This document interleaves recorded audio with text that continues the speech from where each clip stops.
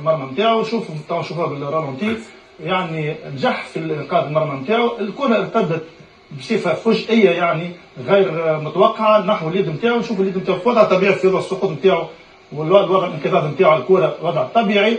شوفوا ثانيا الوضع، شوفوه من اللون في الاخر، الوضع تاع اليد يعني من خارج الجسد الى داخل الجسد، معناها وضع طبيعي موفمون.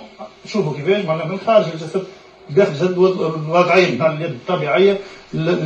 الاناتوميه نقراو معناها عادي جدا. الميكانيك نتاع اليد كيفاش معناها الحركه العاديه مع عدم وجود حركه اضافيه. دي ندقوا هنا حركه اضافيه. كان نجم هو في عمليه تدخيل يده للجسم تاعو يعمل حركه اخرى يعاون بيد حتى يقولوا احنا في الجهد الكوارجيه سرقها. هنا نشوف موفمون معناها عادي جدا. اخطا بصراحه الحكم، يعني ما فيش ضربه جزاء في العمليه. لا هنا يوسف قيمه الفار. كان الفار موجود ياخذ راي اخر.